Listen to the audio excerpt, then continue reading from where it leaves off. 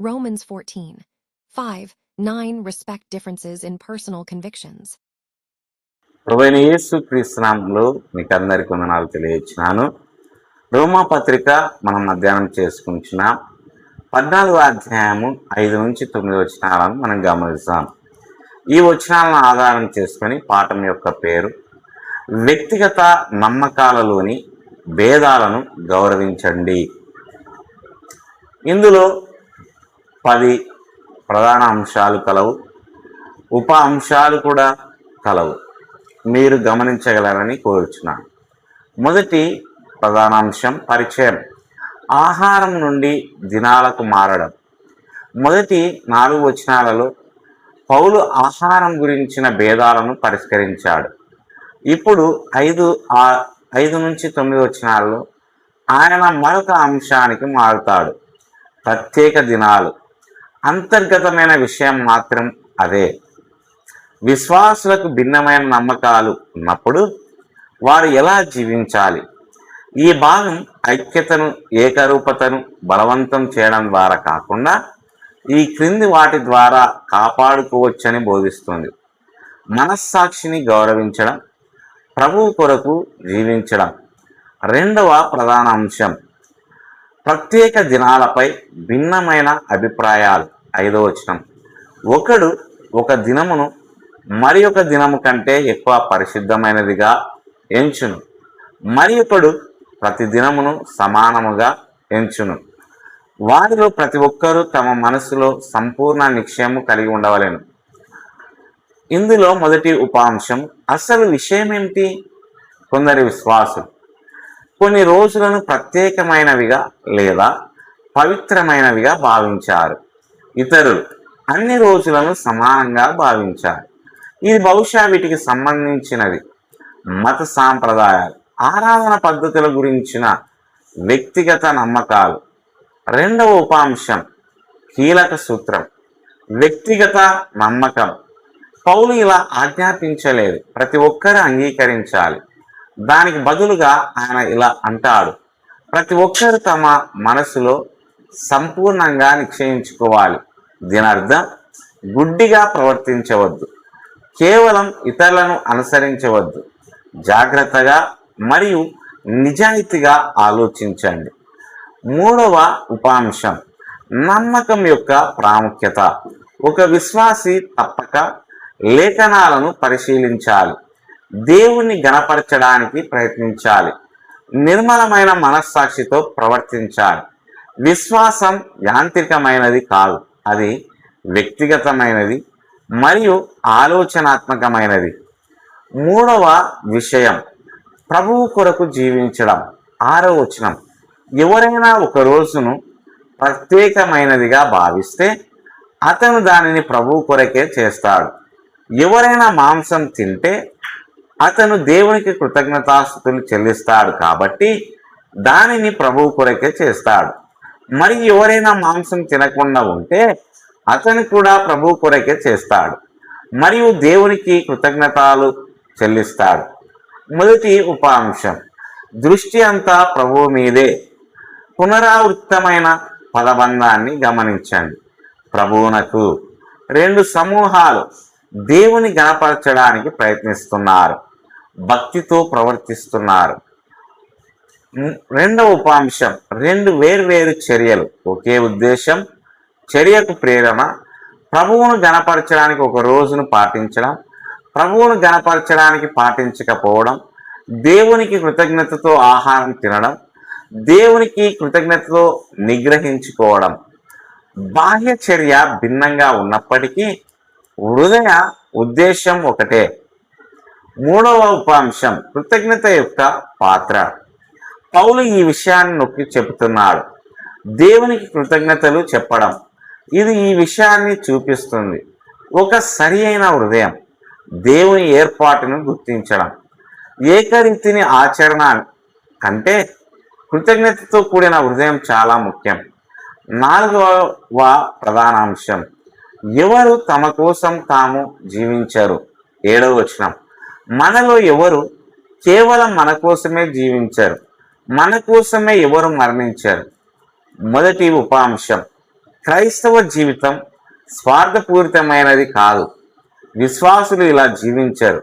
వ్యక్తిగత ఇష్టాల కోసం, స్వీయ సంతృప్తి కోసం, దానికి బదులుగా వారు ఇలా జీవిస్తారు ఒక గొప్ప ఉద్దేశంతో. రెండవ ఉపాంశం దేవునితో మరియు ఇతరులతో అనుబంధం.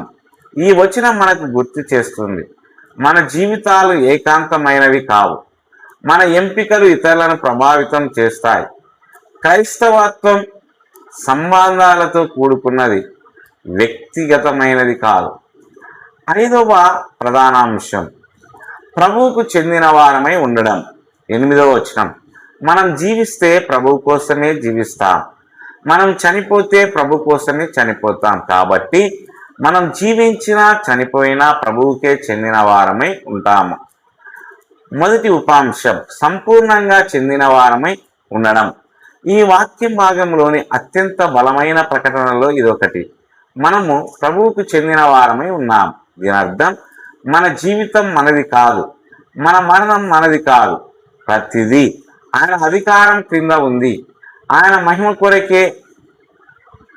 రెండవ ఉపాంశం దేవుని క్రింద జీవ మరణాలు ఎలా ఉన్నా, జీవిస్తున్నా, మరణిస్తున్నా విశ్వాసి యొక్క గుర్తింపు మారదు, ప్రభువుకు చెందినదిగా. మూడవ ఉపాంశం దృక్పథంలో మార్పు. నేను దేనిని ఇష్టపడతాను అని అడగడానికి బదులుగా విశ్వాసి ఇలా అడుగుతాడు, ప్రభువుని ఏది గణపరుస్తుంది. ఆరవ ప్రధాన అంశం క్రీస్తు ప్రభుత్వం. 9వ వచనం, ఈ కారణంగానే క్రీస్తు చనిపోయి తిరిగి బ్రతికాడు. ఆయన మృతులకును బ్రతికి ఉన్న వారికి ప్రభువుగా ఉండుటకై. మొదటి ఉపాంశం వీటన్నిటి వెనక ఉన్న కారణం మనం ఎందుకు ప్రభువుకు చెందిన వారమై ఉన్నాము. ఎందుకంటే క్రీస్తు మరణించాడు, క్రీస్తు తిరిగి లేచాడు. రెండవ ఉపాంశం క్రీస్తు కార్యం యొక్క ఉద్దేశం. మనం రక్షించడమే కాక ఇలా కూడా మన ప్రభువుగా ఉండడం. ఇందులో ఇవి కూడా ఉన్నాయి, మన జీవితాలపై అధికారము, మన నిర్ణయాలపై అధికారము.